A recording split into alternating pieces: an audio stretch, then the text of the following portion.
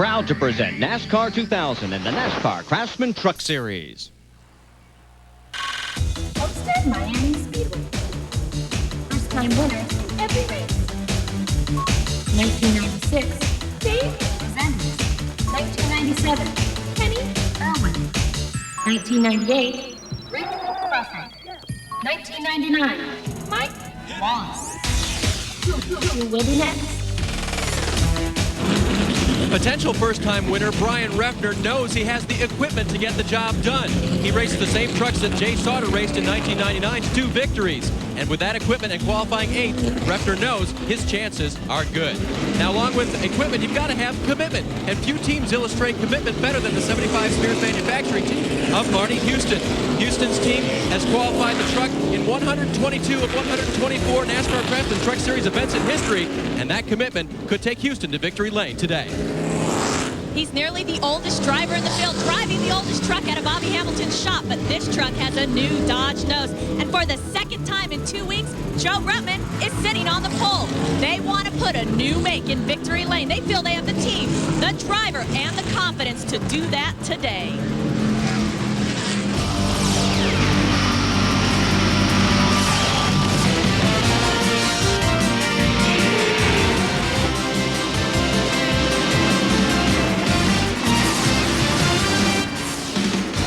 ESPN, the worldwide leader in sports, and NASCAR presents round 2 of the NASCAR Craftsman Truck Series. Today, it's the Florida Dodge Dealers 400 from Homestead Miami Speedway. Hello again, everybody. I'm Marty Reed alongside Benny Parsons. If you were with us 1 week ago, you saw the greatest race in NASCAR Craftsman Truck Series history at Daytona, but this is a different beast, BP. Yeah, Daytona drafting was the key. Using air to pass that vehicle in front of you. At Homestead, handling will be the key. Get in the truck down the corner, turning, and getting back on the throttle. And usually, the driver that gets on the throttle the hardest wins. Well, let's go back last week, just in case you missed some of the most exciting action we have seen in a long, long time. At the start, the slingshot was back. Drafting was the key. As we see Mike Wallace in front. But then on lap 16, off turn 2, Jeffrey Bodine spins. Truck stop trying to stop behind him, Rick Crawford. The 24th Jack Sprague involved, and then, Marty, the big crash on lap 57. You're on board with Jeffrey Bodine, and hold on. That's what Jeffrey saw. Here's what we saw on the outside, and we all held our breath. As the truck comes off the outside retaining wall, it sheds all the sheet metal on the outside, and about right here, Lance Norrie comes along, hits the truck again, and knocks the engine completely out of the truck. We are going to be talking with Jeffrey by phone a little bit later in the race today, so stay with us. You can see there that he was conscious as they took him from the track. Then the final lap, lap 99. It looked like Andy Houston might get the victory, but then he got loose down on the apron, and it opened the door for Mike Wallace to cross the line and win the inaugural running of the Daytona 250. And for Jimmy Smith and his team, it meant one victory, at least one, in each of the 6 years of the NASCAR Craftsman Truck Series. And now the trucks are on course here at Homestead Miami Speedway, and we're getting ready to go racing again in round number 2. Now let's take a look at our Mopar starting grid. On the front row, it'll be Joe Ruttman, his 7th career pole, alongside Greg Biffle, who won 9 times last year. Then in row number 2, it'll be Andy Houston and Jack Sprague. Remember, Sprague crashed last year right here. In the number 5 spot, it'll be Dennis Setzer. He was dead last year. He wants to turn that around. And Marty Houston, look out. 2nd qualifying attempt in a row that he's been in the top 10. Then it's Jimmy Hensley and Brian Refner. And then Randy Tolsma, our pole sitter last year in the number 9 slot. And Mike Wallace, he started and won from the 10th position last year. As we check out the rest of the field, Crawford and Steve Grissom in row 6. Jack Sprague in happy hour yesterday afternoon had the best time. Look for him to be coming to the front. Row 9, Kurt Busch, the rookie, finished 2nd last week. In row 10, Lance Norrick and Rob Morgan. Then as we move on further down through the field, Morgan Shepherd, the oldest competitor in the field. Kenny Martin struggled in qualifying, had a great run in his first NASCAR Craftsman Truck Series race last week. There's Rick Corelli back for the 2nd time after his big crash last year. And on through the field, Randy McDonald, Lance Hooper, Wayne Edwards back in row number 15. 36 trucks made this field. As we move on back through the final 2 rows, you see Jamie McMurray and Michael Dockin and Matt Mullins and Tommy Croft round out the 36 competitors here in round number 2. And trouble potentially for the 66. That is the Carlin Burners in control, number 66 of Rick Corelli. And now he's got it going again, so he'll fall back into his position. Let's take a look as we've got our onboard camera right there and our also race analysis. We'll go with the onboards first, BP. All right, we'll go with Steve Grissom, who starts 12th in the Dodge by Petty. Grissom's truck ran awfully well in Daytona last week. He was also involved in that lap 19 crash. Also, Mike Wallace has an onboard today, the Team ASC Ultra Wheels onboard camera. Mike Wallace will be starting back in the 10th position alongside Randy Tolsma. And Dennis Setzer in the Mopar Dodge starts on the inside of row 3, 5th spot. And our pole sitter, Joe Ruttman, the Dana Dodge, for the 2nd week in a row, as we've said, on the pole for the NASCAR Craftsman Truck Series race. And now our race analysis, 167 laps, just over 250 miles. And the pit window between 50 and 60 laps for fuel. The race record 114 by Rick Crawford back in 1998. And a track fact that you should keep note of, Ford has won every NASCAR Craftsman Truck Series race held here at Homestead Miami Speedway. There is Rick Corelli falling back into his position. You got an update, Dave? Yeah, Marty, communication being so important in a NASCAR Craftsman Truck Series race. Rick Corelli's radio harness had come loose in the 66 truck. He needed a chance to put it back together. He did it, and he's okay to go. Well, Corelli, one of 5 drivers in this 36 truck field to have started all 5 races here at Homestead that have been run. So another accomplishment for the Corelli family, as Rick, coming off that huge crash last year at Memphis, had a good run last week in the 7th spot at Daytona, at the Daytona 250. And Randy McDonald alongside the 72 truck. Trucks are side by side. The signal has been given from the flagman. A new flagman today, Roy Selby from Yakima, Washington, will be waving the green flag in just about a half lap from now. And remember, first-time winners at Homestead, well, this is the list. It includes Dave Resendez, Kenny Irwin, Rick Crawford, and last year it was Mike Wallace. Could there be a 5th? Well, don't bet against it, because this track last year, until last week, in fact, PP, this was one of 3 tracks that held the record for lead changes at 17. Then at Daytona last week, we had 31. Yes. Last week was just fantastic. This has the potential to be a fantastic race here as well. Absolutely. 17 lead changes in 167 laps here will keep us busy and keep all the guys out in the truck busy as well. Now they're into turn number 3 as the last of the 3 pace laps is coming to a close, and that is the pace speed at 55 miles an hour today on this 1.5 mile oval. You see that the lights are out on the pace truck. Crowd coming to their feet here at the Homestead Miami Speedway, and boy, have they filled in. A couple hours ago they were out doing all the roaming around, but they're ready now as they come out of turn number 4 and round number 2 of the NASCAR Craftsman Truck Series. The Florida Dodge Dealers 400 is green.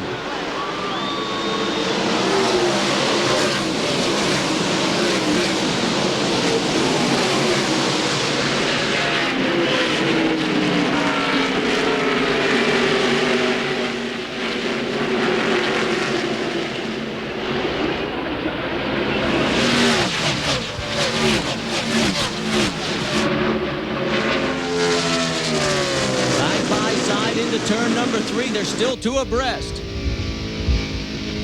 And Joe Ruttman will take the lead off turn 4. Biffle falls in behind, and Joe Ruttman will come down and lead that first lap. Pick up 5 bonus points for leading the race. Right behind him, it is Greg Biffle and Andy Houston in the number 3 position. And Houston's confidence factor really high. After last week, he thought he had the race, said the dream was within reach. Boy, look at Ruttman pulling away from those 2, though. But right now, Greg Biffle has his hands full with Andy Houston. Looks like Houston had a run on him, could not quite make the move. So right now, you've got a Dodge, a Ford, and a Chevy running 1, 2, and 3. There's Dennis Setzer. Well, Setzer has already completed 200% better than last year. He broke on the first lap last year, was dead last in the event. He said anything this year was an improvement. And right behind him, there is Marty Houston. And Brian Refner behind him, the 2 drivers that we talked about, possible first-time winners here at the Homestead Miami Complex. Well, Houston said in the preview show this year, he said, look, we were a field filler. We knew it. We had a lot of work to do. They did a lot of testing, and it has paid big dividends. Qualified 4th last week at Daytona, 6th today, and there he is, breathing down Dennis Setzer's back bumper.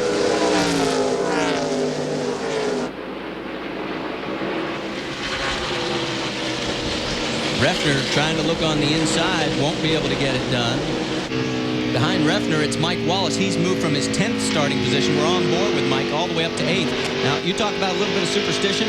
He said, boy, everything went perfect. I qualified 10th. That's exactly where I was last year. It's the only time I think I've ever seen him be happy with his number 10 starting spot. But I went to the same restaurant, ate the same food, had the same drinks, went to bed at the same time. No superstition in that number 2 truck, huh? Whatever it takes to try to win. See Terry Cook, the yellow truck, behind Mike Wallace. Terry Cook in that yellow number 88 celebrating his 32nd birthday today. In fact, Dennis Setzer is going to celebrate his 40th birthday tomorrow. And Brad Bennett in the 40 truck did not run.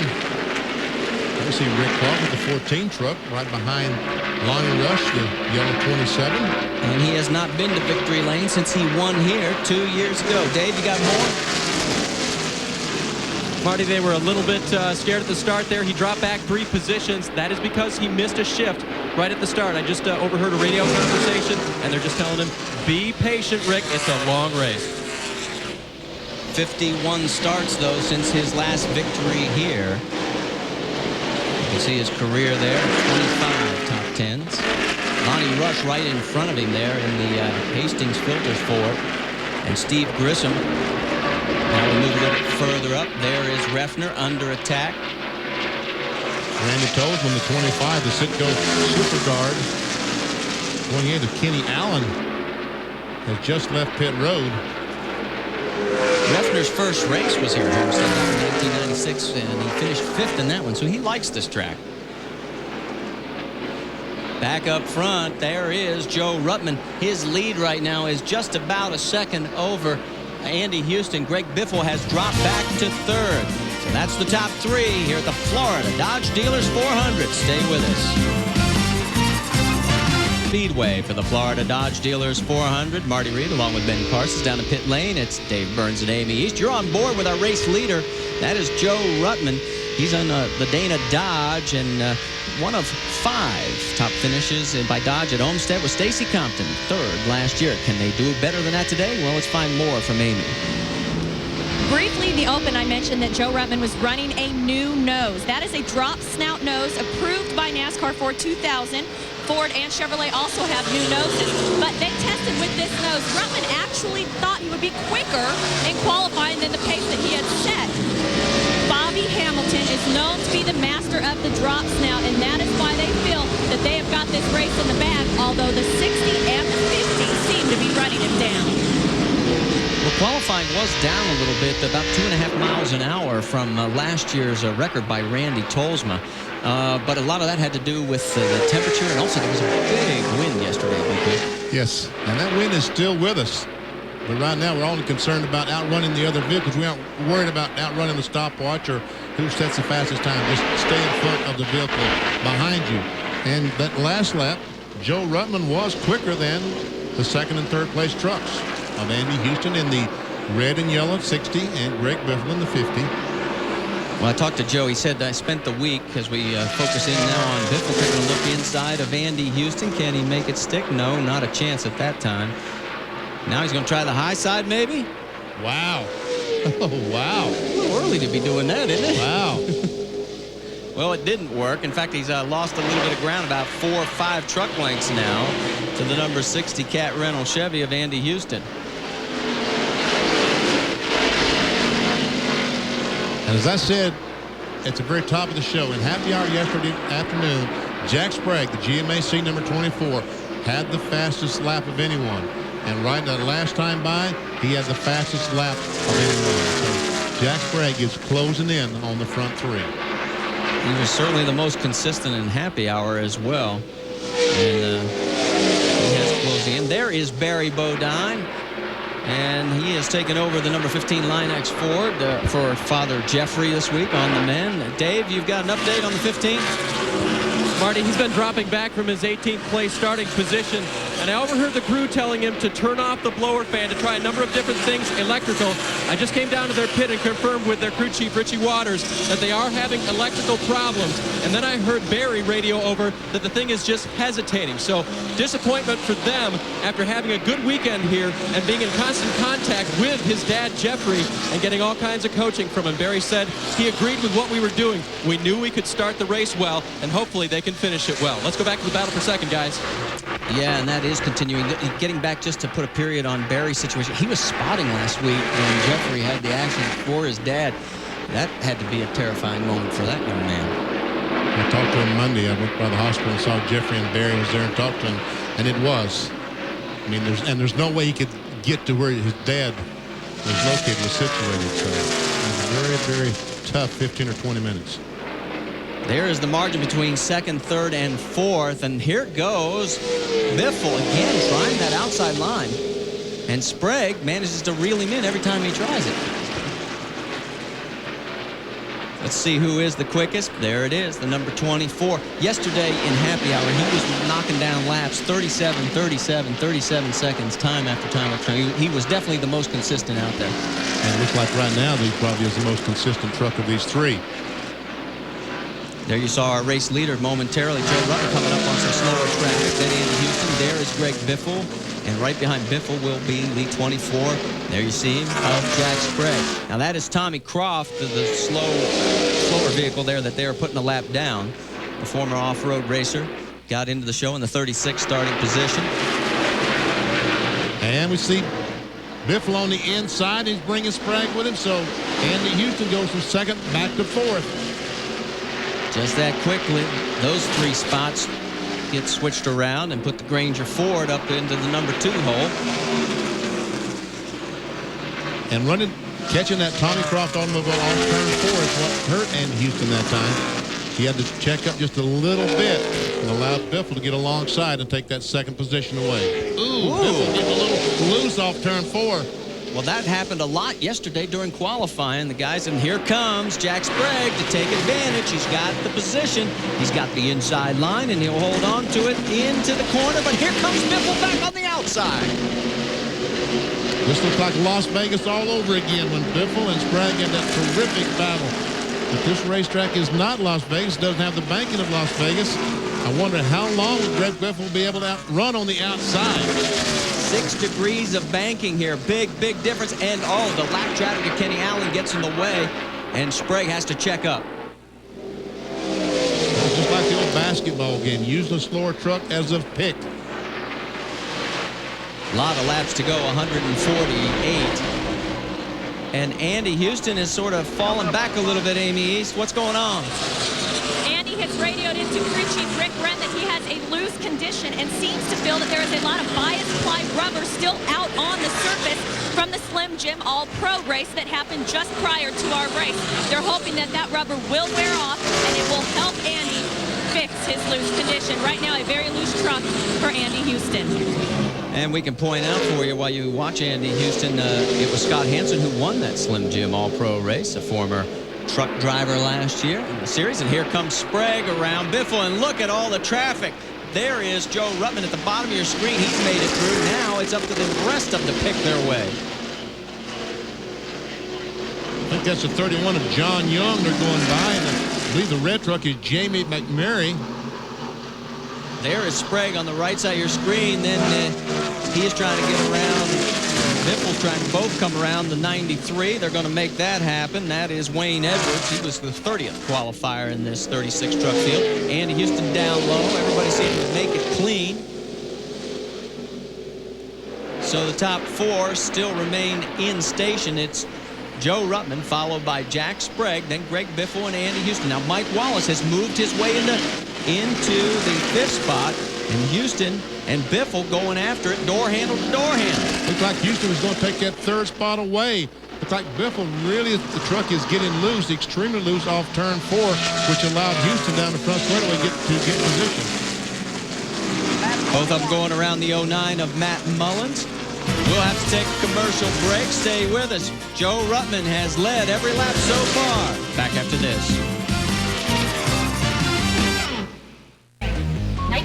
1997 season opener crash. Final result, championship. 1999 season opener crash. Final result, championship. 2000 season opener crash. Final result, unknown. Well, guess what? He has taken a step towards that championship. He has just taken the lead while we were in the commercial break. In fact, Joe Ruttman has dropped back to third. Andy Houston has also gotten around. Amy, what's going on down there? A lot of smiles down here in the Team GMAC camp. They say that this is the best Chevrolet truck that Jack has ever sat in. And after happy hour yesterday, it was some of the best tire wear that they have seen here at Homestead. So hats off to Goodyear for a good tire. No complaints from Jack. Obviously, he's leading this thing, and he really has not talked that much. That's not like Jack Sprague. He's a talker on the radio. A lot of spotting, and he's getting in his rhythm. A lot of smiles down here in the Team GMAC racing camp. Well, he has led all 4 of the previous races held here. He's come close, but he has not scored a victory here at Homestead Miami Speedway. Maybe today is the day. Of course, Andy Houston will take that position as well, and he is doing a fine job right now running in second.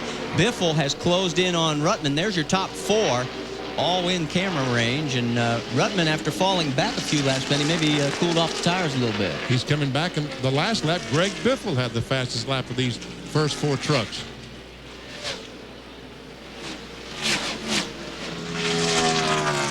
Ruttman led the first 23 laps of the event, and since then it has been Jack Sprague for the last 5. On board the Dana Dodge of Joe Ruttman.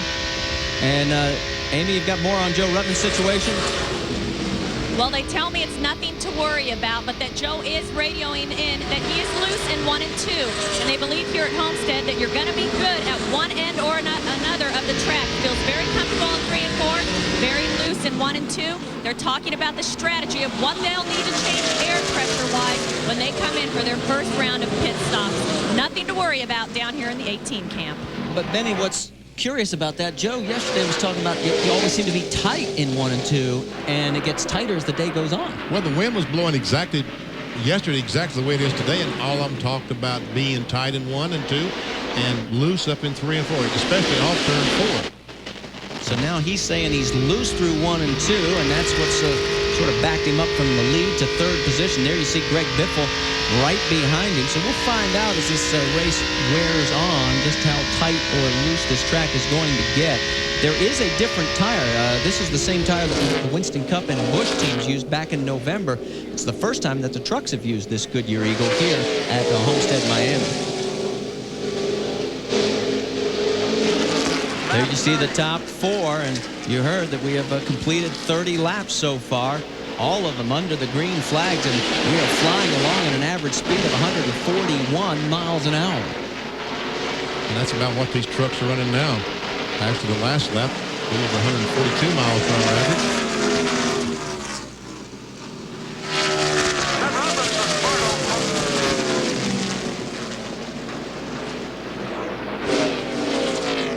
As we see the traffic in front of our race leader, Jack Sprague. There's the top 4. Now, 5th spot is being held down by Mike Wallace, but he is about 7 seconds behind the race leader. In fact, here he is coming out of turn 4 right now. That gives you an idea what 7.3 seconds looks like on the racetrack. And then right behind him is Dennis Setzer. That would be for position 5th and 6th. For an update on 2, let's go down to Dave Burns. Marty, just talked with Tim Cahuth, crew chief on Mike Wallace's number 2 Ford, and they said that they're waiting for some more of the fuel to burn off. He doesn't like the handling up off of the corners right now, and Cahuth said that when some more of the fuel burns off, the weight distribution will be more to their liking.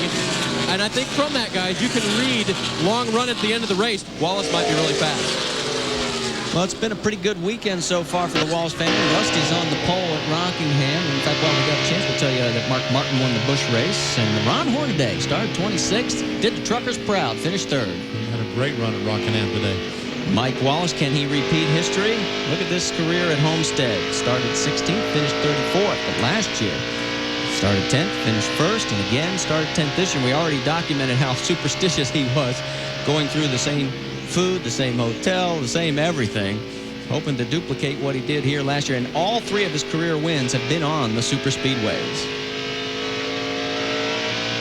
Rick Corelli has just gone a lap down in the Carlin Burners, number 66. We saw him pull over on the parade lap and put his radio up or something. But anyway, right along with Dennis Setzer, is currently in the 6th position in the Mopar Dodge. Yeah, Corelli has dropped all the way down to 28th, BP, so there's something definitely wrong with Corelli's Carlin Burners Control 4. Stay with us. Jack Sprague's in front of the Florida Dodge Dealers 400. Back at Homestead Miami Speedway, the Florida Dodge Dealers 400. Marty Reed along with Benny Parsons down in pit lane. It's Amy East and Dave Burns. Jack Sprague in the 24 GMAC Financial Services Chevrolet is your race leader. He's led the last 14 laps. Right behind him in the number 60, that is Andy Houston in second. They're trying to get around the slower vehicle in the lap traffic. That is the 72 of Randy McDonald. And it looks like they're going to clear him on the high side. And then just as they pick off one, they've got more lap traffic. So things are really starting to box up the leaders. In third place right now, it is Joe Rutten, but even a little bit further back from the front two as they make their way around the 1.5-mile super speedway here at Homestead, Miami. We're closing in on the 41 of Randy Renfro, and right there, Sprague has to get off the gas. Now he gets a run on Renfro. I thought that the 60 of Houston might be able to get by him. That's a battle for 8th, side by side. Randy Tolsma in the 25, Terry Cook in the 88, and there is Rick Crawford as well in the 75 of Marty Houston. That is all for position on the racetrack. Looks like Cook on the high side. That high groove's starting to come in, BP. Well, you get such a run, you keep the truck freer. Going in the corners where the outside line really gets hurt. As we see Rick Crawford drive in. Now, you're able to run pretty free on the outside line coming off, but Crawford cleared Terry Cook down in 3 and 4 and takes the position away. So it's Tolsma, Crawford, then Terry Cook and Marty Houston. And that is positions 8 through 11.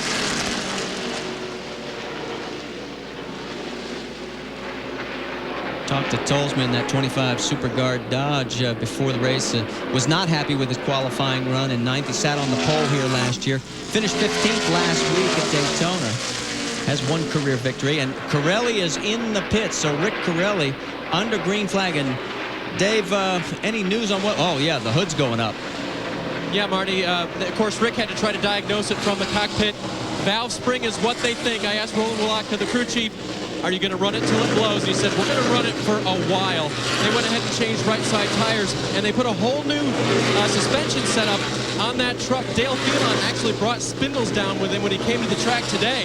So they did some emergencies thrashing on the 66, but unfortunately the motor has been their gremlin today. Well, this truck number 66 last year with Mike Stefanik at the helm had its best run of the year when he finished second.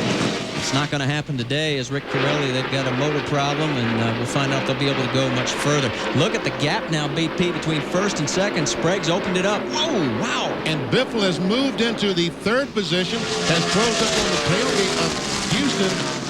And I guess that right now that Andy Houston is looking in the rearview mirror is one reason that Jack Sprague's been able to drive away. And Ruttman has lost contact with this group as Biffle has his own personal little battle going on right now with Andy Houston. They're going to try and maybe pick him off. You heard Max Jones spotting for Greg Biffle. It's B.A. Wilson in the 73 truck they're closing in on.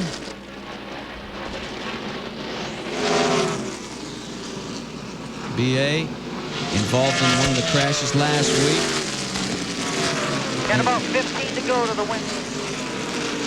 That was Randy Goss telling them about 15 laps to go for the fuel window.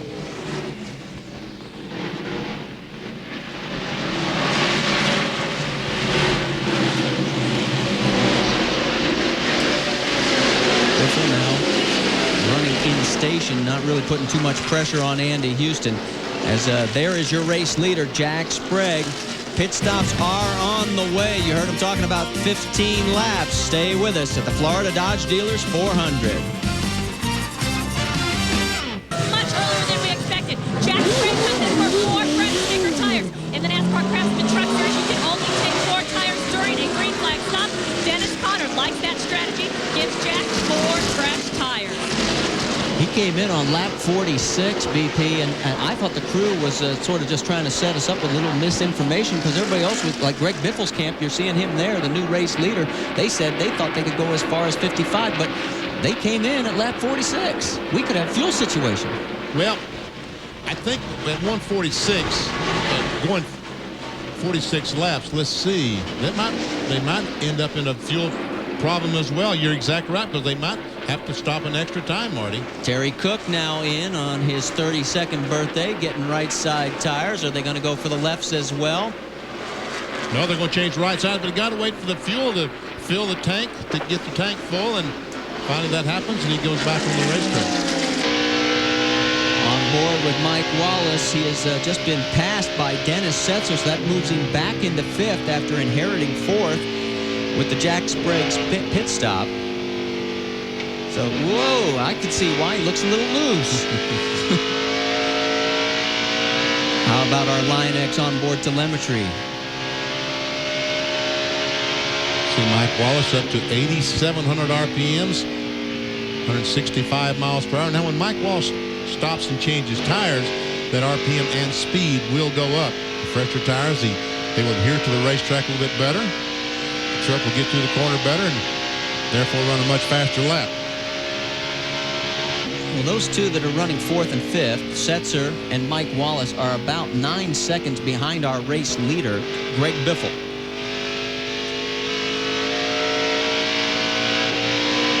Coming out of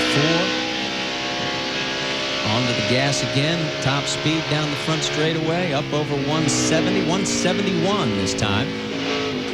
And he pulls right up on Setzer, who's got his hands full with some lap traffic. That's Michael Dokken right in front of him on the right-hand side of your screen. That's what the view looks like from outside, down the back straightaway, heading for turn 3. And look at this, coming in the pits, Dennis Setzer. Now you enter on the backstretch at turn 3. And so green flag pit stops. This one's at lap 51. Rick Crawford is in as well. We have yet to have a caution here. We've averaged 8 cautions in this event. This has just been incredible. Again, waiting for the fuel. They'll just do right side tires on Crawford's truck. Setzer still making his way towards pit lane. Dave, you there? Strategy changing for the 1 truck. They had a yellow flag pit strap strategy, 2 tires per time scheduled for Dennis Setzer, but now it looks like they may try to do 4. Right side's on. Chassis adjustment now for Dennis Setzer. Cans of fuel going in, and they are only going to change the 2 right side tires and send Dennis back out. It was changed from their original plan. Originally, Howard Comstock said they would start with the left, so things are changing already. Steve Grissom there coming into pit lane as well. Grissom was not running in the top 10. In fact, he was 14th last lap around, so the Dodge is in. And again, it looks like it'll be just right side. Having trouble on the right rear.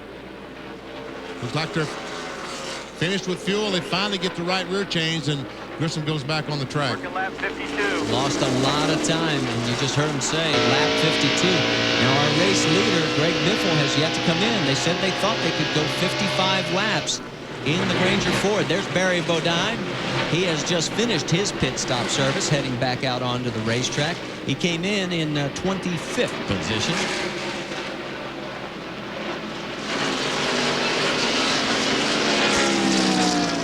There's Randy Tolsma.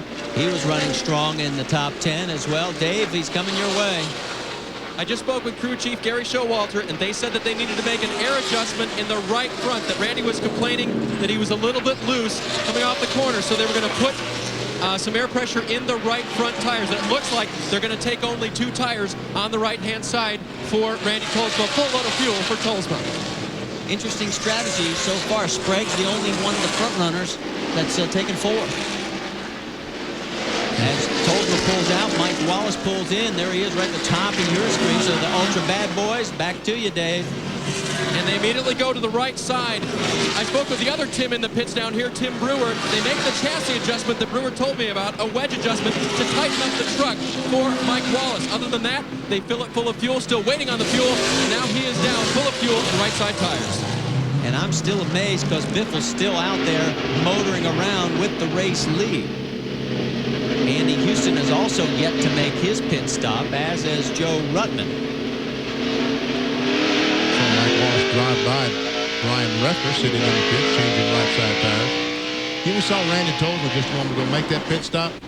If we can move, see that dark spot right in the right lower part of our screen?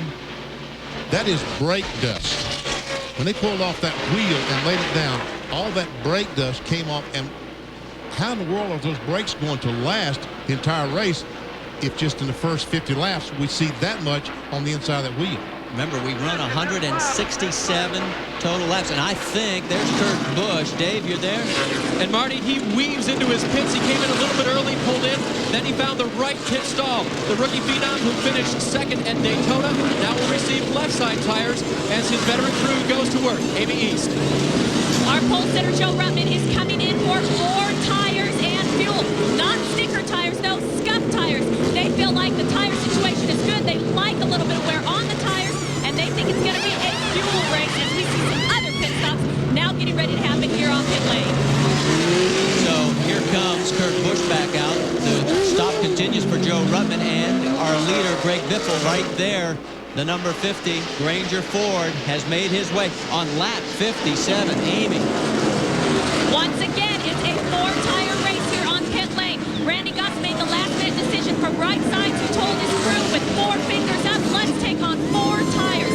Again, 2 cans of fuel. This is what I love about the NASCAR Craftsman Truck Series, is that during the green light we see these kind of changes, and these teams are not used to them. But the Granger Ford team looks flawless. Oh, they're having a little bit of trouble on the left rear, but Greg Biffle is down and out. Good strategy, BP. He's gone the longest on fuel. All the trouble happened on the right rear. Biffle has some trouble with that right rear tire change. Here comes Andy Houston, the Caterpillar Chevrolet, to make his pit stop. Amy? Once again, it looks like 4 tires and fuel. I feel like I'm saying the same thing up and down here on pit lane, but they are going to take on scuffs, not because they want to, because that's all they have left. They are out of sticker tires. Oh, there seems to be a problem. Miscommunication with Andy Houston. Andy thought he was getting right sides. Rick Brand puts his hands up in awe. What happened there? BP, I'm not sure, but I think one of the lug nuts came off on that left side. If it did, and the NASCAR official spots it, he would be black flagged and brought back in. Jimmy, how much gas you getting in? Let's take another look, BP. Well, we see the rear tire changer finishes. He comes around. He starts. Oh, and the Jagman is going around the truck, almost runs in front of the 60. So we really couldn't tell if Houston, if there was any lug nuts taken off that left rear or not. The look of dejection as communication has broken down on the Cat Reynolds Chevrolet. And what a tough break this would be. There is Jimmy Hensley. Dave, you're there? And Hensley will come in now, 2 right side tires, and the Jackman, it looks like the rear tire changer actually fell back. He's okay, and they're going to put the 2 rights on for Hensley and a full load of fuel.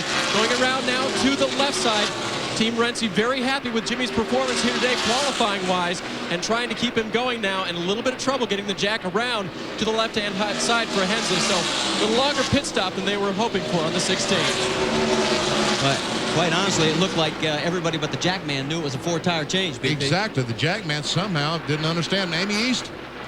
Marty Houston comes in. He radioed to crew chief Freddie Fryer that he had a tight truck. They adjusted it with some air pressure. He's getting his right side tires and his 2 cans of fuel right now. Don't forget, Marty Houston is one of those drivers that we're waiting to break through, as they're indecisive on the 4. They're going to let Marty go. He takes on 2 tires.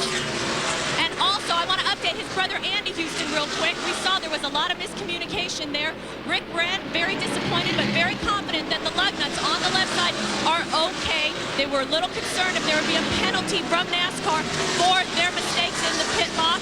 Everything's panned out, and they're going to now have to work to a strategy later in the race to make up for this miscommunication and mistake in the 60 pit.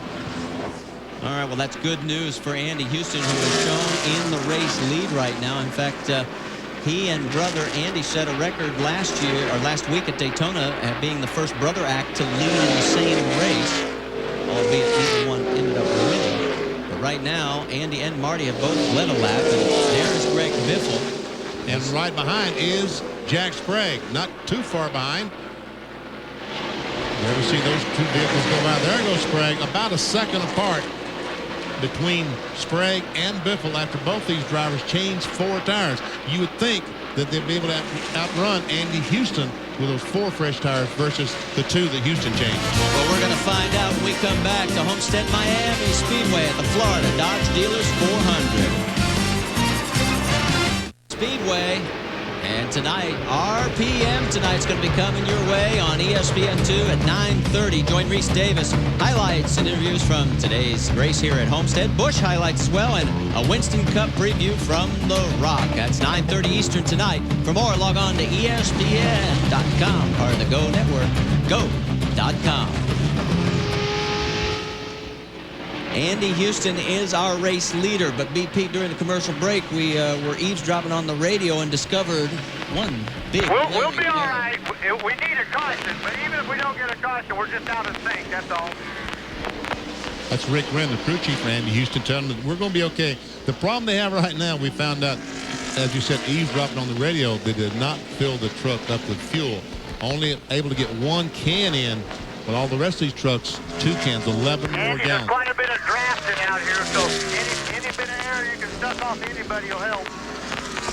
You can tell the guys are looking at that fuel gauge and saying, hey, get some help. Get somebody out there to draft with. And look who's right in front of him. That's Brother Marty. Brother Marty. Although I think right now that Andy is much faster than Marty.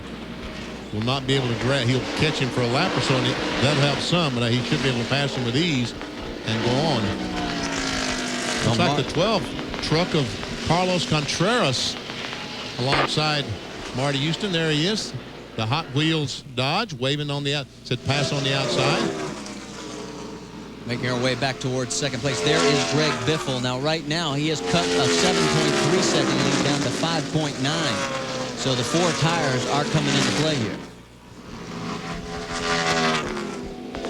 Remember, Houston took 2 tires, almost turned it into a total disaster on the pit stop. Luckily, none of the lug nuts on the left side were taken off, but they only got 1 can of fuel.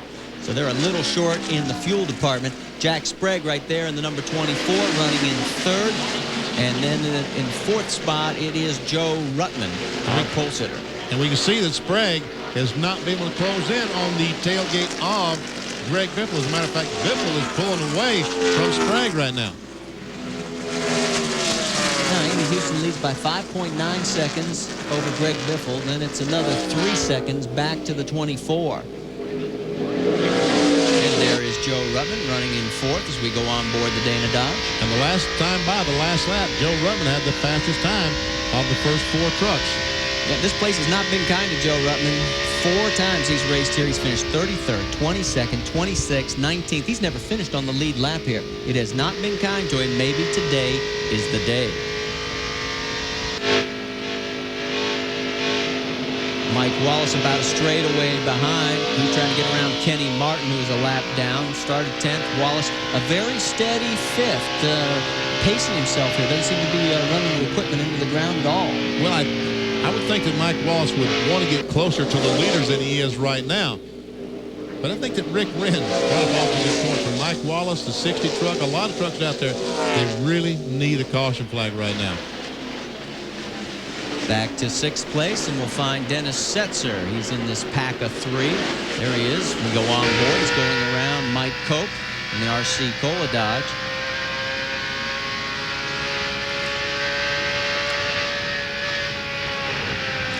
Cope's running in 14th. Setzer in 6th. Dave, you got an update on Dennis?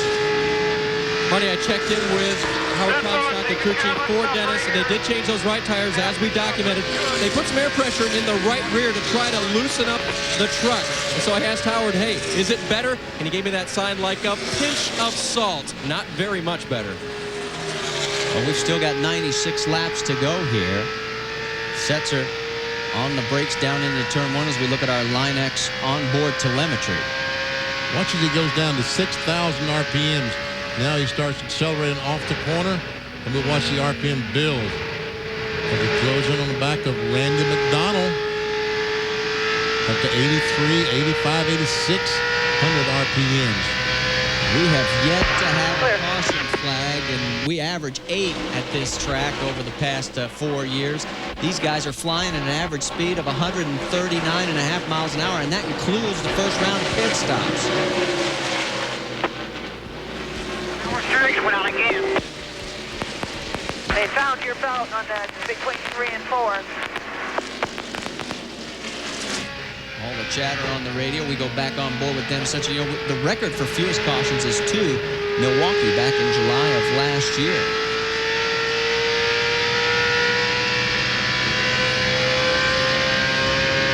Setzer holding position in 6th.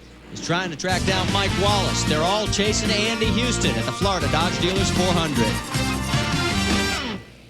Instead, Miami Speedway, Florida Dodge Dealers 400. Dennis Setzer, one of the Dodges, is on pit lane. They've been pulling belts off of the front. You've got the oil pump belt in there. All kinds of things, and I can't tell which one it was. Now they've actually got the hoses hooked up to put more fluid back in the radiator, as most of that has drained out, apparently on the track, because there's not a big pool here on pit lane, but the motor is off, and Setzer waits for him to correct the problem on the one truck.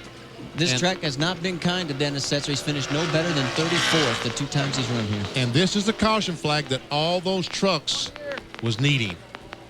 The 60 truck, Andy Houston, the leader, now will get a chance to come in, fill up the fuel tank, and change those left sides. But the disadvantage that he has, Biffle and Sprague can come in and change right sides and still have better tires. No, don't worry about the tires. Let's just get the thing going here. We're under caution. Get tires. Howard Comstock giving directions to the team.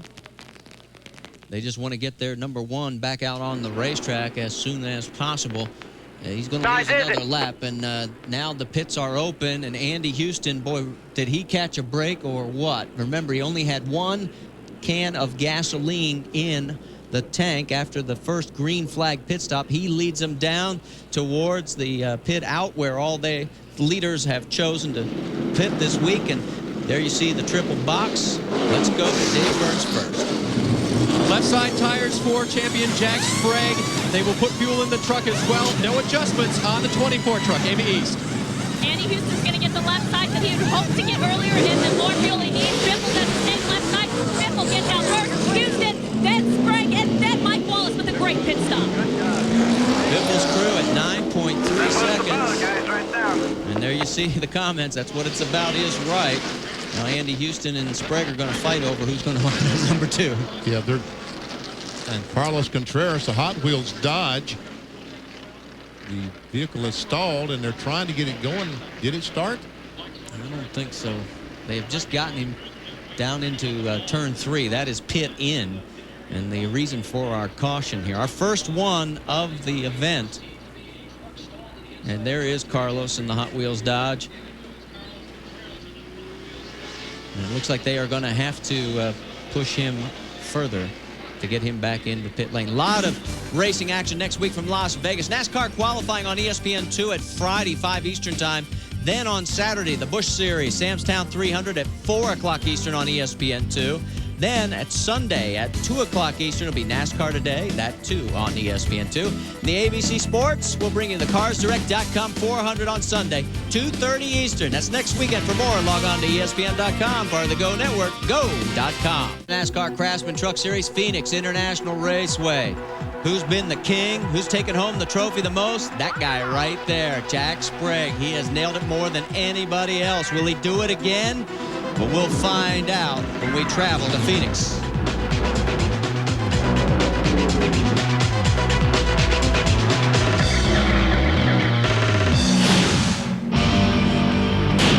It gets a little physical at Phoenix. It'll be Saturday, March 18th on ESPN. Round 3 of the NASCAR Craftsman Truck Series, the Chevy Trucks NASCAR 150. Join us 3 o'clock Eastern, Saturday, March 18th. For more, you can log on to ESPN.com, part of the Go Network, go.com.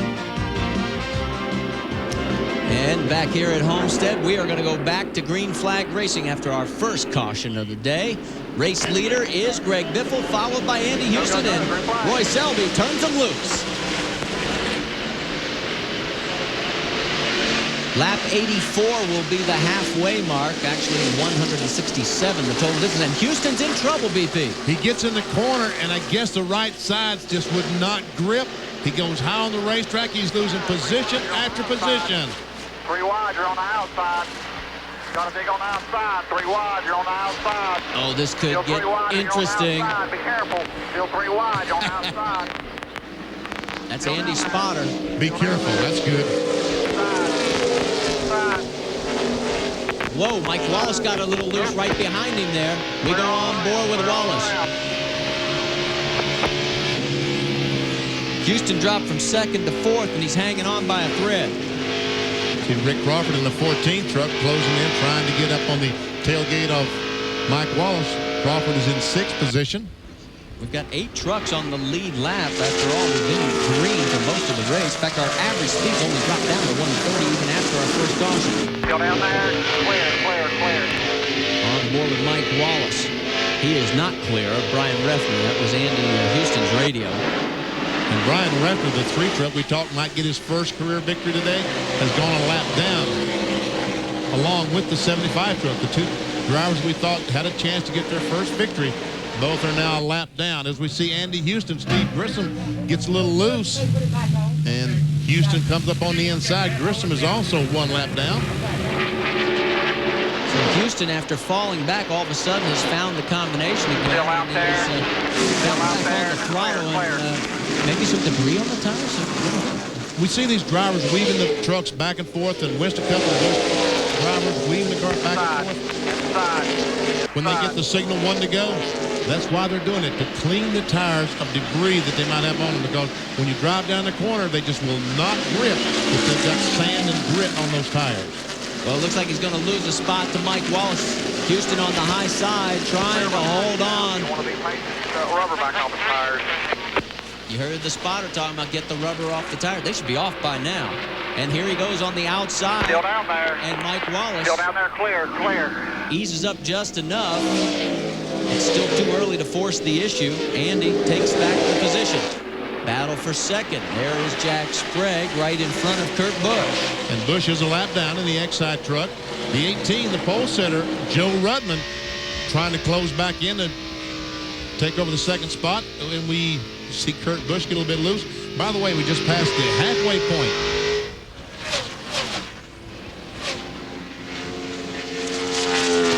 Dennis Setzer behind the wall while all this is going on. Dave Burns, you've caught up with him. This track's not too kind to him.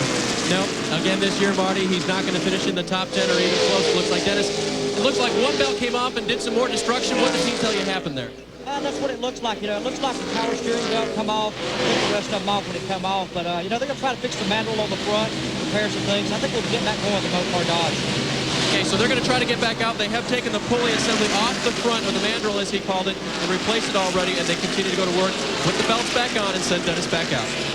Well, he finished 8th last week at Daytona. He's now listed in 32nd position behind the wall. There is the Granger Ford, your race leader, Greg Biffle. Last lap, 143.8 miles an hour.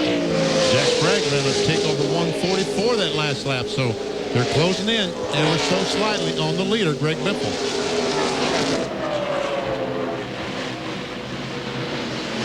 That time by Joe Rudman had the quickest lap at 144.5 miles per hour. We're going to look at all 3, the top 3 positions. Rudman gets a little high coming out of turn 2.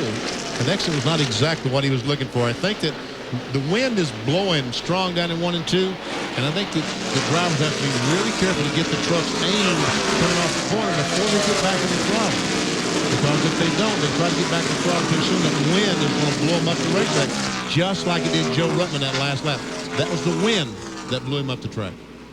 Greg Biffle that time by. Who's the quickest? Well, it's the 60 of Andy Houston at 144.5.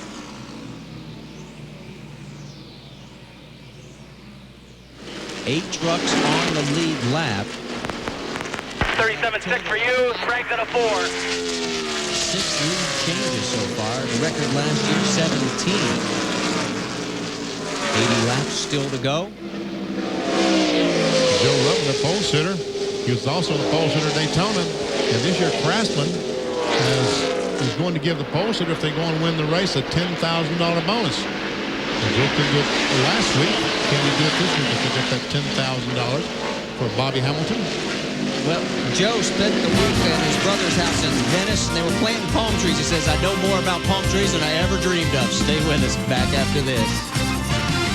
Hey, Marty Reed along with Benny Parsons at the Florida Dodge Dealers 400.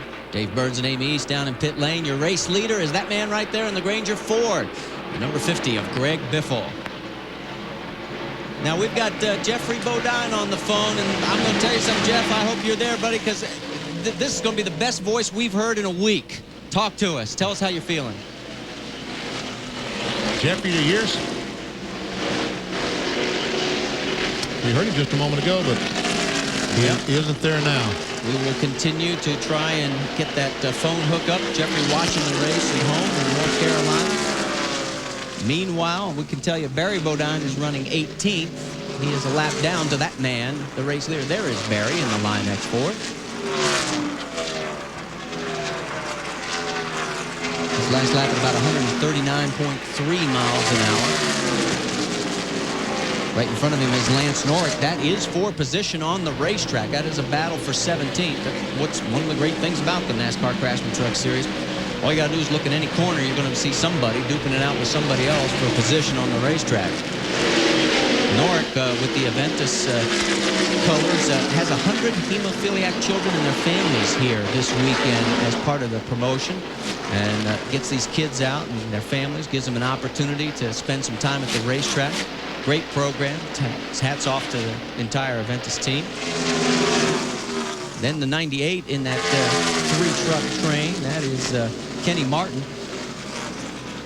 Now he's another lap down beyond that, so he's got a little more work to do. He's not in a battle for position there. And there underneath, Barry Bodine takes the position, moves into the 17th spot in front of Lance Norrick. Dave, you got an update on the Line X Ford?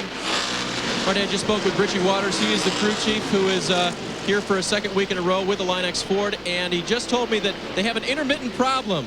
They thought it was electrical at first. They switched boxes back and forth inside the cockpit. Then they decided it may be a carburetor problem. It seems to skip on and off, in the words of Richie Waters. So they're still battling it, and they're just telling him to, keep it going. He doesn't think they're hurting the motor at this point by keeping it on the track. Well, maybe that's what we need to do on our phone connection with Dad Jeffrey is change the box. We'll keep working on it. Stay with us. The battle for fourth right now, that is Mike Wallace. He's got the position. Andy Houston wants it. They're both about 5 seconds behind the race leader. Now we're going to give this another shot. Jeffrey, hope you're on the other end, and bring us up to date. How are you feeling? Well, I'm feeling pretty good. What's feeling better, but I see that my son Barry's a lap down. I'm trying to figure out how he got a lap down. I guess they're having some ignition problems or some battery problems, something like that. Right, they've got an electrical situation. We've got him on screen right now. Bring us up to date. What are the doctors telling you as far as your prognosis? How long are you going to be out? How long is the mending going to take? Well, doctors always say you're going to be out for a long time. They're saying 6 weeks for this back and my wrist injury, but I'm saying more like maybe 3. But I'm going in tomorrow morning for an operation on my wrist. They're going to put a couple screws in there. Maybe tomorrow morning I'll have a better idea when I'll be able to get back and start racing. Jeffrey, will that be an outpatient thing? You're just going in and have the screws put in the wrist and then go back home? Yeah, in and out, Benny. Heck yeah, I got to get back home and watch the race tomorrow afternoon. I understand, exactly. But you sound, I stopped by the hospital Monday, and I saw you with Jerry Punch the other night on RPM. And, Jeffrey, you sound so much better today than you did just 2 days ago. Well, thanks, Benny. No, I feel a lot better. I've been blessed. I've got a lot of support. A lot of people have been helping me. But I'm a quick healer for some reason. I've always had to heal real fast after this injury so I could get back out there racing. And I feel like this was a tough one. This is a bad accident. I realize that now after watching videos and seeing the remains of my the truck. But still, I think I can heal up from this thing pretty quick and get back out pretty soon. And retirement has not entered your mind since last Friday in Daytona? No, not at all. I'm more determined and to get back out there behind the steering wheel and win some races. I've got 4 or 5 more years of good hard racing left in me, Benny. All right, that sounds good to me. That sounds good to me. Jeffrey, you're sounding so much better. And we hope Barry can gain some more spots before this thing is over. Well, this is his first race in a long, long while, and we appreciate Linex and the Miccosukee Indians for sponsoring the truck down there. He's going to run 2 more races, Phoenix and Bakersfield, and hopefully the rest of the season. And of course, Billy Blue owns the truck, and Barry's pretty much a rookie, but I think he's doing a great job out there. And with a little more seat time, he'll be a superstar. Running 17th right now. We've got him on the screen, doing very well, keeping her clean. And Jeffrey, thanks so much for taking the time to talk to us. Like I said before, the best voice we heard this week was yours, and you gave us a big fright, buddy. Quick healing, and God bless, and we'll see you down the road. Okay, thanks a lot. I want to thank all the fans for all their support, too. Thanks. See you, Jeffrey. Bye-bye. Wow. He sounds great. Fantastic. We're thinking the same thing. He sounds like, my goodness, I just had a little fender bender on the street corner with the most horrific crash either one of us have ever seen, and we never want to see another one. On board right now with Mike Wallace. He has got his mirrors full of Andy Houston. Let's take a look at the Linex telemetry, get an idea of what goes on. All the way down to 117 in the corner. We're accelerating off the second corner down the back stretch. And watch as this thing builds RPMs, how rapidly they go up to 82, 3, 4, 5. And hit the brakes and slow the thing down to 6,000 RPMs before they back on the throttle. And once again, the driver that can go boom to the floorboard is generally the guy that's going to win these races. This is what it looks like on the outside. The sun has come out and it's starting to set, and that means that front straightaway could become treacherous to look through. Greg Biffle's up front. Stay with us. Season opener, Homestead 1999. And he is going to take round number 1 of the NASCAR Craftsman Truck Series. Winner, season opener, Daytona 2000. Mike Wallace, 2 years in a row, is going to win the first race of the NASCAR Craftsman Truck Series and the inaugural Daytona 250.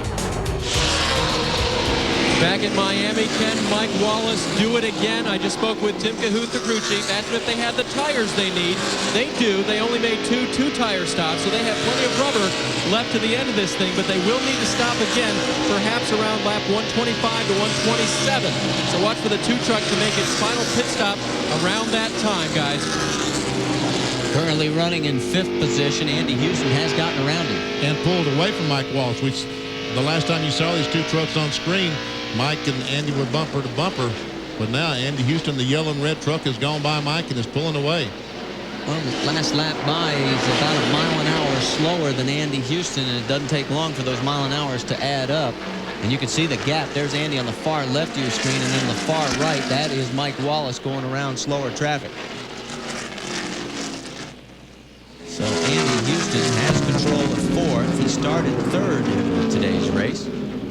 Almost had that disastrous pit stop. If they come back to win this race, they're going to thank their lucky stars on that pit stop. And then the subsequent yellow that came out. Still down there. Still down there. Still down there. Clear, clear, clear. And that's John Young that he's clearing. Number 31, the designlighting.com for. And he continues to soldier on. He is about 6 3/4 seconds behind our race leader, Greg Biffle. Biffle's got a second and a half over Jack Sprague while all this is going on. And there is Greg Biffle. And he picked up a half second in the last couple laps on Sprague. I wonder if Sprague just got caught behind a slower car. Let's see this time by. If Sprague, he lost about 2/10 that time. So.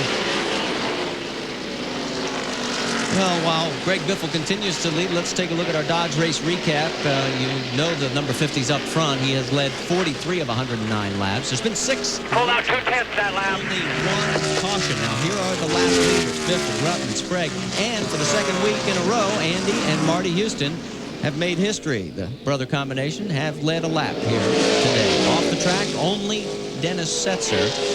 They're still working on the number 1 Mopar Dodge. And then out of the race, Rob Morgan and Kenny Allen officially retired. There's no problem. The smoke's no problem. Don't worry about it. Oh, wait a minute. If somebody's talking about smoke and then saying no problem, I'd be worried about it. Well, evidently there's some smoke inside that That was green another before. tenth and a half or so on Sprague. And now it's almost 2 seconds, BP. I'm wondering if Sprague's tires are going away. It looks like about 30, 40 laps into a run that the 50 truck does start pulling away from Sprague just a little bit, as we're seeing here. And there is Joe Ruttman.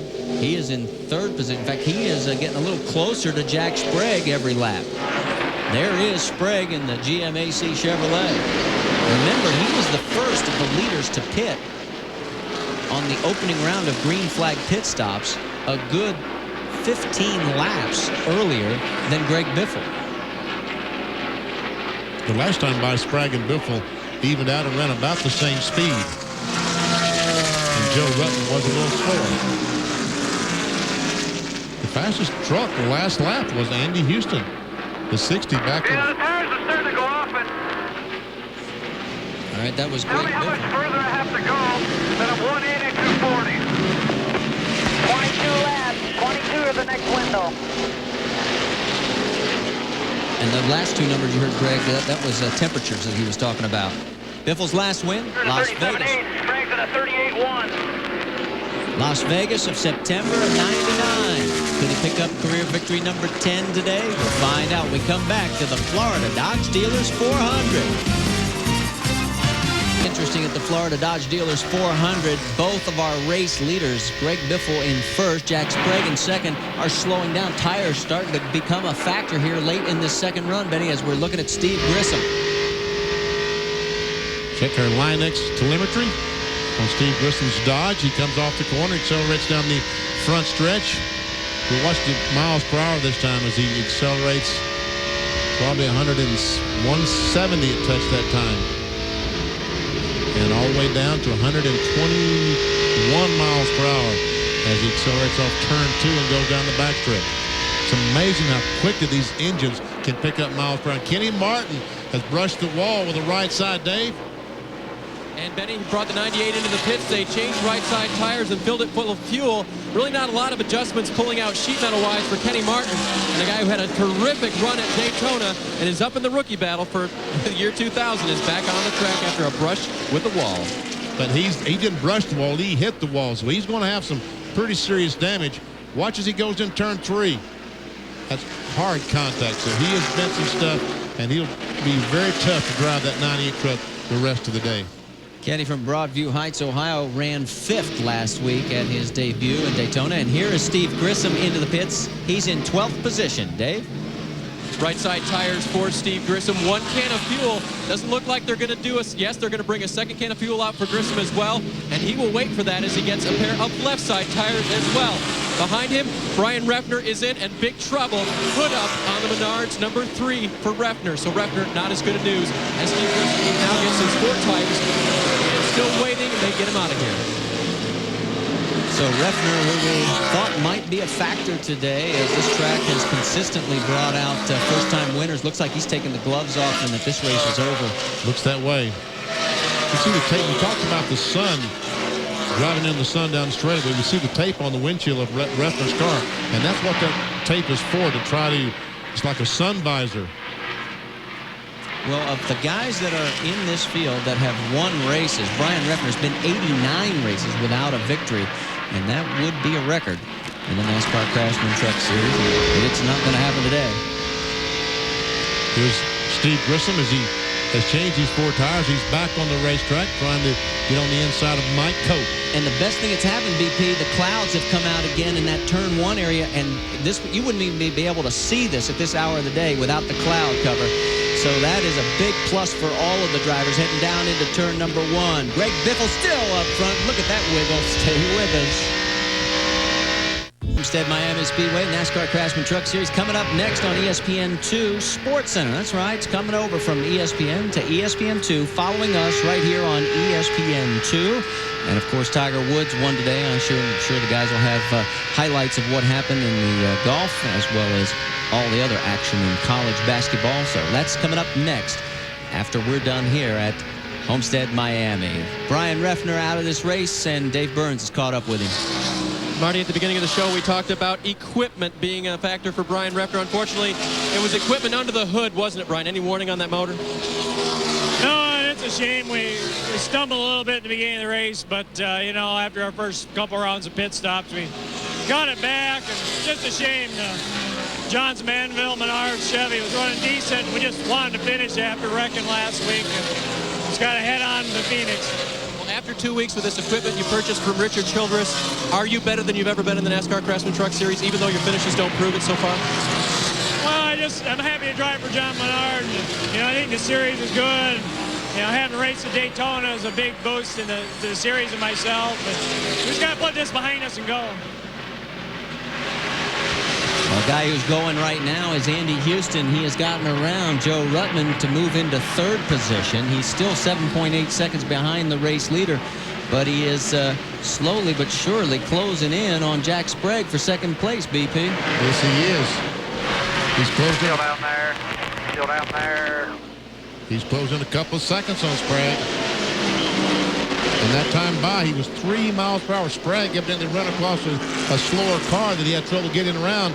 His average speed was only 138.5, and Houston was 141.5. There you see the difference. And Andy Houston is reeling in second place Jack Sprague.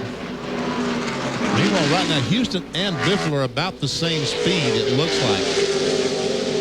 Andy Houston's one and only victory came at Loudon in 98. Here comes Randy Tolsma. He was on the lead lap. Let's go to Dave. The Marty reporting I got is that he was running in 7th position. They're going to go to the right side and try to loosen him up with an air pressure adjustment. They thought they would only use 1 can of fuel. Now they're going to take on a full load and then we'll take it to the end. And that will put him 1 lap down. And Joe Ruttman right in behind him. Amy, you there? Well, new crew chief Danny Gill said that he thought they could go to lap 125. It's now lap 127. They're going to give him sticker right side tires and scuff on the left side. Also 2 cans of fuel. This should be all that they need for Joe Ruttman. Ruttman has entered the end of their pit window as far as fuel and tires as they go around. Now put on the scuffs on the left side. This is going to be it for Joe Ruttman. See that his drop snout nose is going to take him to the front. Ruttman, a little added incentive here this weekend because the president of Dana, Woody Moorcott, is in attendance. It's only the 3rd time he's been able to make it to a race, and Joe says, I'd like to give him a win. It always works real well when the sponsor comes to the race. And here comes our race leader, Greg Biffle, in the Granger Ford, looking for career. Ruttman's already 10. in and out. That's Randy Goss telling him that Ruttman has been in and is gone. The reason he told him that, Ruttman is pitted right in You'll front pass that 14 truck right there. Then you'll see the 24. Then Let's go down to Amy. It's been very quiet here in the 50 pit, although on some of the radio transmissions, we've heard Greg Biffle say that his tires were a little slippery. But then a few laps later, he can drive the thing in deeper than he could the lap before. They're going to give him right side tires. They are out of laps, so he will also get scuffed on the left side. Dave Burns. Amy, Mike Wallace changed left side tires the first time. Now his first set of rights went on, and now a second set of rights and another set of flaps on Mike Wallace's truck. They fill it full of fuel. The adjustment wrench still in. They make the adjustment now to the chassis, and said Mike out of here, the report was he was a little bit tight. They hopefully have loosened him up for the end of the show. And guys, Jack Sprague is headed your way. He had assumed the race lead. I wonder if they might try just right sides and get some track position. Amy, what's he going to do? Right side, but they do have some left up here on the pit wall. They're going to give him a clean windshield so that he has no glare from the sun. We're looking at chassis adjustment. We're looking at right sides. Fuel's good, no lefts. Let's get out of the way and Jack's out of here. Had some trouble on the right side, right front, and they were trying the strategy, trying to get some track position. Here comes Andy Houston. He had assumed the point. Now he is making his way for his final pit stop in the Cat Rental Chevrolet. 4 tires, 4 tires, 5. 4 tires. 1. Amy? No more miscommunications in the Cat Rental Stores pit. He's going to get 4 tires, and they estimate only 1.5 cans of fuel. They think they'll be done with the tires before they get that second can of fuel in that they don't feel they need. All scuffed tires for Andy Houston. He doesn't have any stickers left for the right side at the 18 and the 24 did. So 4 tires fuel. The 60. Here we go. Everybody seems to be. There we go. We heard Rick Wren. He was a little bit happier with that stop, but we have seen some people having some tough stops as his brother Marty Houston is now making his way down pit lane. Dave Burns. And that will be Marty Houston, currently shown in the 5th position. It's a long way down here at 45 miles per hour, but they put the marks for Andy outside of the wall about 6 inches further than the jack handle will reach. Trying to give him room to come in here. He hits his marks perfectly, and they will go to the right side for Andy Houston. The tires, inner liners, also in these tires, so about 65 pounds apiece. And we make a chassis adjustment on the right-hand side of the truck. Second can of fuel going in now. They come around to the right side. Get a hose caught. Jackman is down there, and that is Ron Paradito. He is one of the longtime members on this Spears team. Talk about commitment. Ron gets in there. The jack is up. Rear tire, the last one to go on, and Marty Houston will go back and try to finish. The Florida Dodge Dealers 400. And a question on that left rear, BP. Did he get that last lug nut on? I'm sure NASCAR officials were right there. We'll find out. Keep your fingers crossed if you're a Marty Houston fan. I'd hate to have the impact wrench in my hand and they'll let the jack down and he spins the tire while you're trying to tighten a lug nut. That would sure be bad on the wrist. Let me see. After all the pit stops, Greg Biffle retains the lead, but he has lost about 3 seconds to Jack Sprague. When the round of pit stop started, he was about 6 seconds ahead, and now he's about 3 seconds ahead of Jack Sprague. Let's go back and show you the tail end of Marty Houston's pit stop. Watch the left rear. All right, the tire comes off.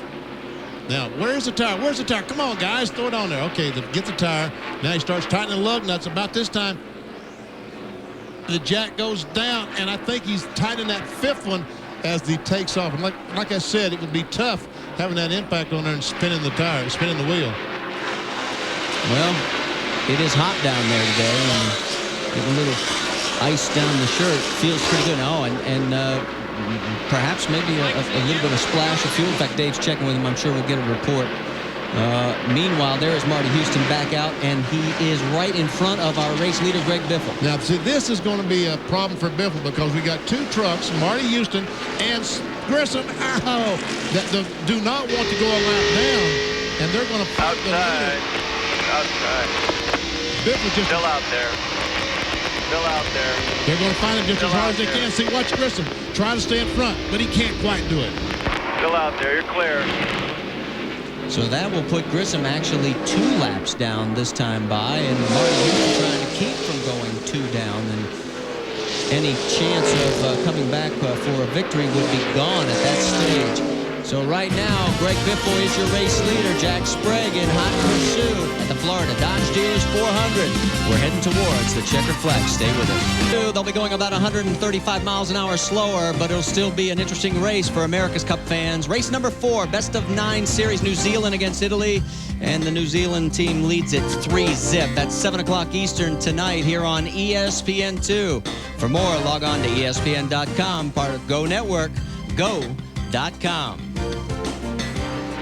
We are under our second caution, and that is the reason. On the backstretch, we've got some debris right out in the middle of the racetrack, and there you can see just where it is. And this is going to tie our record for fewest cautions. Milwaukee last year also had 2 cautions.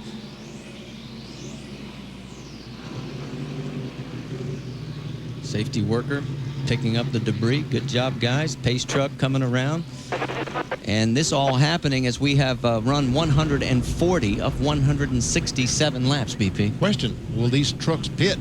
I mean, they can go the rest of the way on fuel. Do they have any tires left? Will they stop and change tires? Right now, only 8 trucks on the lead lap.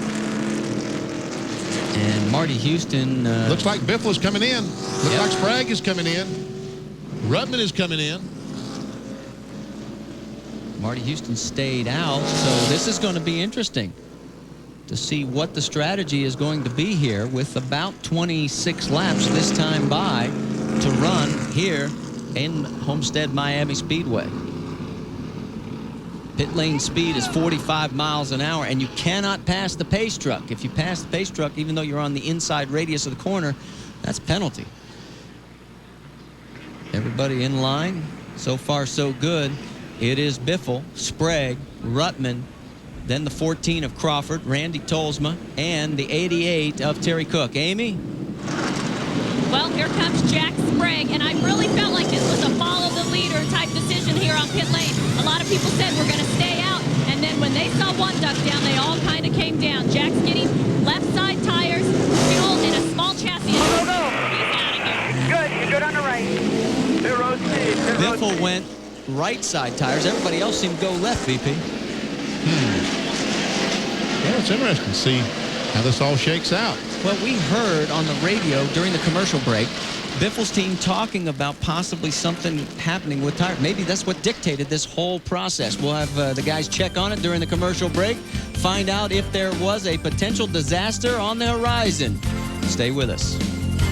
Wait, Marty Reed along with Benny Parsons, Amy East, and Dave Burns have been running ragged down in pit lane. A lot has been going on. Interestingly enough, as we're on board with Joe Ruttman, now with Mike Wallace, Wallace stayed out, as did Andy Houston. Interesting strategy playing out here. Really is. It's interesting to see what's going, because a lot of these trucks with these tires have been able to run just as well 30, 40 laps into the run as they do on fresh tires. So, and passing is difficult when these trucks are all about the same speed we've seen. It's very, very hard to pass that vehicle in front of you. So let's set the top 5 for you. It's Andy Houston, then Mike Wallace. Third place is Greg Biffle. Fourth is Jack Sprague. And fifth is the 18 of Joe Ruttman. So there's your top 5. Dave, what about the tire situation? Bring us up to date. Well, we speculated that maybe the teams were changing tires because of a wear situation. Both the 88 truck of the 88 of Terry Cook and the 14 of Rick Crawford changed left side tires. Crawford did report a loose situation that would inevitably tighten him up. But I went down to the 25 pit of Randy Tolsma. They just changed left side tires too. This is the right front from Tolsma's truck. It's worn down to the cords. Gary Showalter, the crew chief, also showed me the left front tire, which is what they changed this time, and they had no wear marks showing on the tire. There was no little dimple here anymore on the left side. So the rights obviously are taking the bigger beating, guys, as you always know, but the lefts are getting wear as well. So there are some issues down here, and teams did come in to try to make sure they were good on tires to the end of this thing. Well, it's going to be an interesting shootout because we have got about 22, 23 laps to go. There is the race leader, Andy Houston. That's brother Marty inside. Now, Marty is 1 lap down in 10th. Let's get an update from Amy on Andy Houston. I just spoke with crew chief Rick Wren, and I said, will you guys have to stop for fuel? Are you okay? You were one of the teams that stayed out and did not come down pit lane. Although the crew did jump up on the wall and pull the little fakie down here on pit lane. He said, we're good. Andy says he's had the best truck he's had all day. He's very comfortable in 1, 2, 3, and 4. That's more than you can ask for here at Homestead. They're going for the win. He said, it's party time. Have not won since Loudon. Doug, I can see this corner. You can see it real good. Let's get an update on Mike Wallace just before we go green, Dave. I'm here with Tim Cahuth, and Tim, you guys stayed out. Tell us about the strategy. Well, we put 4 tires on just a few laps before that, and we were by far the best we'd been all day. I had a pair of right side tires left, but I didn't see where we'd be any quicker, so we need track position, try to get up front here and win this thing. All right, here they go back to green, guys. And Roy Selby turns him loose one more time, and Houston gets a big jump.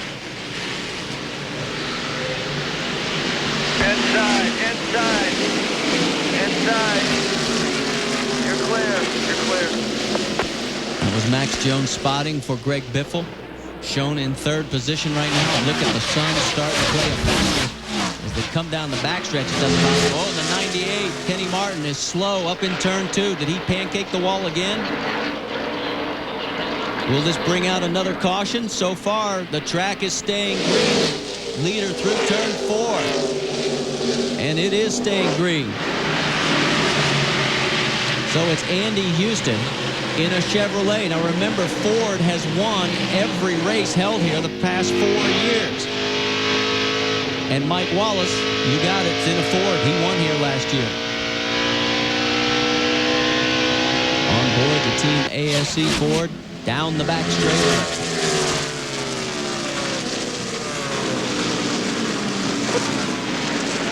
Tell you what, Houston and Wallace's tires don't seem to be hurting right now, BP.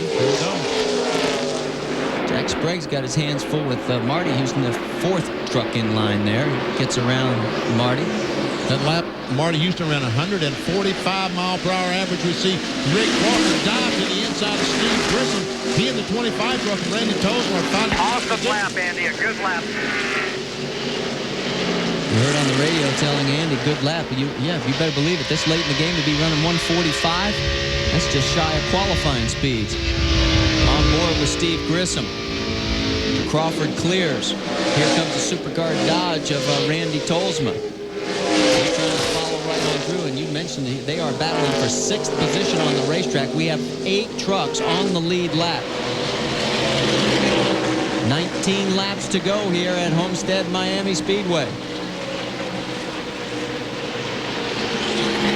While this battle goes on for position, I'll just let you know it's about a half a second lead. Andy Houston over Mike Wallace. Nothing has changed up front. You haven't missed a thing. This is the best battle we got going on the racetrack at this moment. The battle for 6th. Crawford, his one and only career victory right here 2 years ago in 1998. For Randy Tolsma, his one and only career victory at Mesa Marin. They run up on Lonnie Rush, the Hastings Fielder Chevrolet. Rush goes to the high side, gives the guys plenty of room to go underneath. Can they get the horsepower down on the track? I said Chevrolet, that's a Ford that Lonnie Rush is driving. There is the race leader. Mike Wallace gets around lap traffic to maintain station in 2nd. Who's going to win? The Florida Dodge Dealers 400. Stay with us and find out. The NASCAR Craftsman Truck Series. The laps are winding down. We've run 154 of 167. You're looking at 2nd place, Mike Wallace. Behind him is 3rd place, Greg Biffle. As those guys are closing in quickly. 4th is Jack Sprague, also in that view. In fact, that's what it looks like from the outside. Andy Houston has opened up a 1.2-second lead, BP, on older tires. Looks like that was great strategy, staying on the racetrack. Look at Sprague trying to drive on the outside of Biffle. We've seen Biffle try that. You're clear. Didn't work for him, and it didn't work for Sprague either. Back on board with Mike Wallace, the Team ASE Ford. 13 laps. 13. Just focus on the track, buddy. Randy Goss telling Greg Biffle 13 laps to go. 12 to go. One of us. Oh, Biffle. Look out, Biffle. Almost crashes down in the corner. Inside. He lost the spot. So Jack Sprague moves into 3rd. So now it's a Chevy in 1st with Andy Houston, a Ford in 2nd and Mike Wallace, another Chevy in 3rd with Jack Sprague at the helm, and then the 4th position is held down by Greg Biffle's Ford. It's like those left sides that... I can't believe this happened. Take a look. Go in the corner, and all of a sudden, just around he goes, and he does a nice job saving the truck. Buddy, just work the track. Randy Goss telling Greg Biffle, just work the track. This kind of thing can really frustrate you. You've had a good truck all day. Biffle, in fact, led 72 laps. He's going to take home the Gatorade money for leading the most laps and the 5 bonus points. But he's in 4th position right now. I think he traded all of those for being up front. For the victory. And so many times today, it looks like he has had the victory. But that last pit stop circumstances, the caution flag came out. All these trucks made pit stops except the 2 and 60 if they stayed on the racetrack. And guess what? They're running 1-2. 10 to go. 10 to go. You heard Max Jones say 10 laps to go. Andy Houston on his way potentially to his 2nd career victory. And 1st since Loudon at 1998. Jack Sprague is all over Mike Wallace. Now here's the interval as we come across the stripe. There you get an idea. Whoa, and Wallace is making the Ford extremely wide. These two have had history of contact. Sprague won't put up with it for long before you see a fender getting rubbed. Dave? I tried to get a word in with Tim Cahoot. Last time I talked to him, they said that they had no tire issues, that they liked their strategy, and that they would go with the Ford that they put on the last time. So they were happy in the camp, but guys, now it appears that he can't catch the 60, and he may lose that spot to the 24. Sprague's definitely quicker right now. Wallace's tires have gone away a little bit. His speed is down to 142.4, and you can tell Sprague and Biffle are just waiting in the wings. But meanwhile, it's allowing Andy Houston to build a bigger lead. It's up to 2.2 seconds. And once again, Sprague tried to get under the 2 truck of Mike Wallace.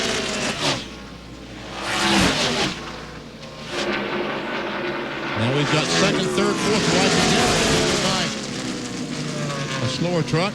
That was Wayne Edwards. He got out of the way nicely. Let's check it at the line this time, see who the fastest is out there. Remember, Andy Houston did not stop for tires. And guess what? Andy Houston's still the fastest. Still at 143.5 miles per hour. Rick Wren, great crew chiefing job today, buddy. So far, your man and that decision have done everything despite the near disastrous pit stop early in this race when they went for 4 and told everybody but the driver, and he pulled out. There is your race leader, the Cat Rental Store Chevrolet, Andy Houston. This time by the lead last lap was 2.6 seconds. There is Rick Wren. He's got the watch. We'll see what the margin is this time by, and the clock says almost 3. He's pulling away from Mike Wallace in second place. Wallace has got his hands full just trying to hold down second from a hard charge in Jack Sprague and Greg Biffle. There is the gap, and there's the 3-truck freight train. Well, there's a 4th truck. Joe Rutland is not that far behind these 3 trucks from that Dana Dodge. Oh, looky here. Biffle trying to get on the inside of Jack Sprague. Can't get it done this lap. There is Rutland, and we go on board, and you can see the sun. Thank goodness for the cloud cover, because we wouldn't be able to see a thing right now if the sun was out in full force. Down into turn 1. 5 laps to go. And look at Joe Rutland just close in on the tailgate. Rutland a great run, but it doesn't look like he's going to collect the Craftsman $10,000 bonus. Sits on the pole and can win the race. He's got 4 trucks in front of him. It's getting nitty-gritty time. Sprague all over Mike Wallace for second. Biffle right behind. 4 laps to go this time by.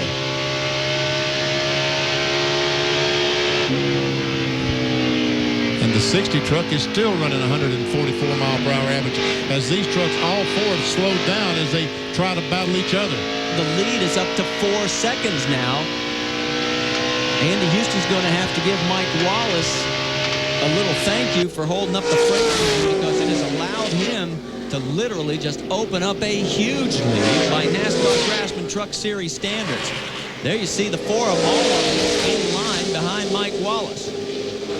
Second, third, fourth, and fifth bunched up together, but none of them is going to catch Andy Houston. It's now Andy's race to lose. He's got a nice, comfortable margin as long as nothing happens on the Cat Rental Store Chevy.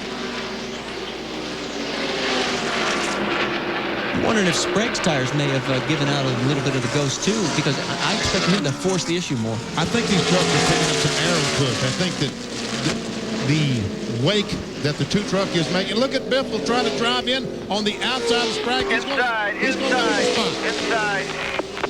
Well, he's going to be kicking himself for that decision. Rutland gets around him. 2 to go right here. Slow one's on the bottom. 2 laps remaining. Andy Houston. Anyway, I think these trucks are picking up an arrow push. When they pull up behind Mike Wallace and right in the draft, I think they lose the downforce on the nose of the truck and just can't turn it off the corner, turn under Mike Wallace and get on the accelerator.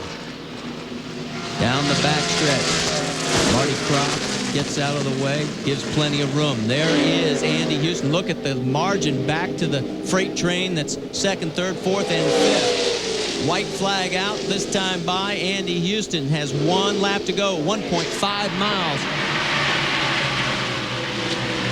Mike Wallace is in second place. The lead is 4.9 seconds. That's Ryan McGlynn You got 4 seconds on it, buddy. in the double O. Clear that one. Clear that one. Chevrolet will pick up its 75th career victory. It's been 34 races since Andy Houston's last victory. It'll be his second career win. Ford has owned Homestead Miami Superspeedway for 4 straight years. But guess what? Chevrolet's tightening the noose today and takes the win.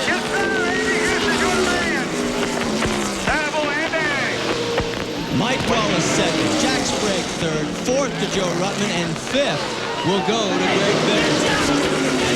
That crew has a lot to celebrate. A near disastrous pit stop, and Andy Houston comes back with a great call by Rick Gren to stay out on the last caution to win the Florida Dodge Dealers 400. Amy?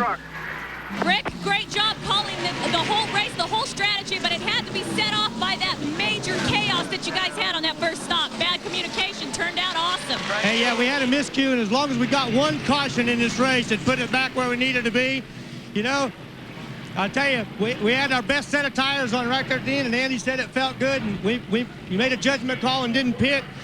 Hey, what else can I say? I'm going to tell you what, this Chevrolet run all day. Guys had good pit stops. Little miscue just shows you if you don't give up and you keep digging, you can win a race. Way to call a race. Congratulations. Hey, thanks. It's been a long dry spell. It's been somewhere around 40 races. We needed that one. All right, well, look for the great interview from the happy Andy Houston coming up next. I guess like the victory lane. Houston in victory lane at Miami Homestead Speedway gets caught on a safety device. I think that's okay because he was safe out there on the track all day long. And there he is now acknowledging the crowd here in Miami with a Gatorade shower, and just a great victory today for Andy Houston. Winless in 1999, comes out of the box in 2000 with a near victory at Daytona.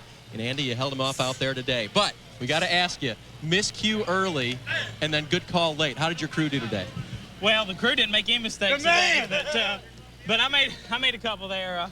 Yeah, I just truck series. You know, we're always getting 2 tires under caution. That was just I screwed up, and they were going for 4, and I got 2, and you know, I messed up there. But I tell you what, I want to say hi to my mom and dad. They're not here. This is the first time they ever been here. You know, and we get a win. So it's great for us, for Cat Rental Store, for the Addingtons, Mike, and these guys here. So just a great day. And wife Lori and son Colin joining him now in victory lane. Now I got to ask the important question: are you going to Jimmy's Country Kitchen Monday, and are you buying?